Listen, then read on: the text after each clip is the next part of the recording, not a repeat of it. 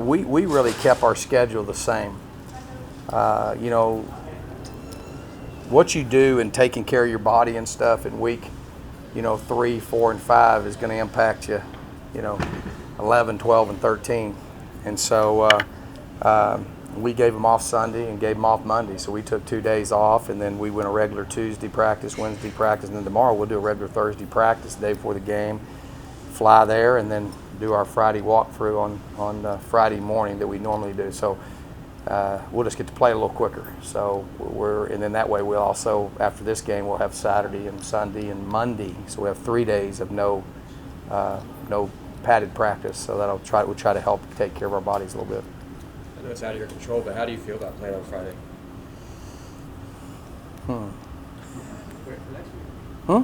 Yeah, it's great for next week.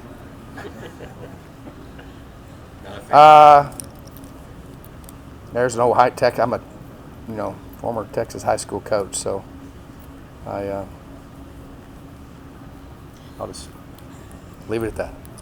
Are there changes with any schemes, not from last year to this year with the coaching? Oh yeah, yes, dramatically different. How does that affect the program? Playing odd on defense, and a little bit of 4-2-5 stuff, which is just they're just very different. I mean, they got totally all new coaches, all new staff, so it's just completely different. Offensively, I mean, they've done well. They've had 340 something yards a week or whatever. They got really good receivers. It's more of a pro style, and then they slide into the spread. They were more spread last year, and not much pro style. So tight ends, and so we had to reintroduce our guys to tight ends this week and stuff, and learn how to line up again. So very, very different than what we've played, and they have guys that they got 2 receivers that are really good. The quarterback's a guy that can scramble, and similar style player that we played the first week. And they use 2 quarterbacks. Is that just a package for one of them? And I'm not sure. It's 14's their best quarterback. I mean, is what we think, and he's played about half the season last year, and his former walk-on quarterback, but really can hurt you with his legs, and does a good job throwing, especially the seam patterns and those type of things. So very capable of throwing the football. What you talked about, touched on being a high school Texas coach. Mm-hmm. If anybody knows the talent pool in the state of Texas, it's you. Can you tell us about a team like UTSA? A lot of people might say, it's not UT Austin, but still a lot of talent on that. Oh, there's no doubt. I mean, they're got very talented guys. Their running backs are both very, very talented. They are definitely a Division I program in talent. And being the state of Texas, there's the population of Dallas and San Antonio and especially Houston.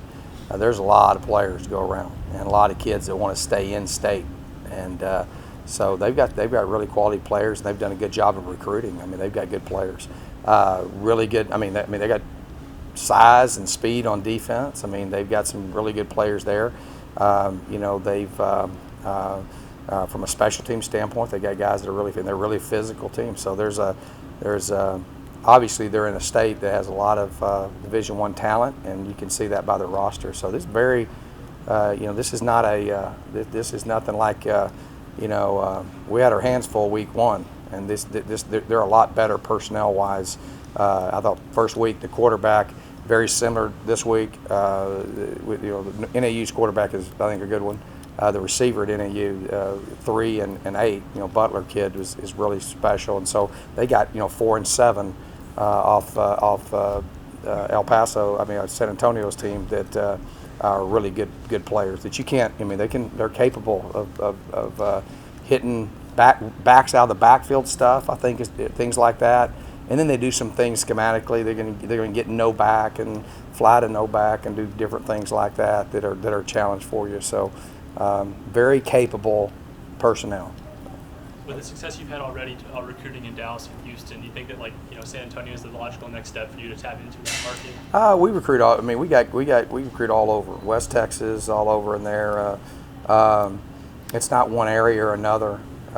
We got to go in there and compete with the Big 12 and the SEC, and that's a challenge. And so we got to be very careful because, it's not our home recruiting base. We have to win in our home recruiting base of Arizona, first and foremost, and then a gas tank away there in Southern California.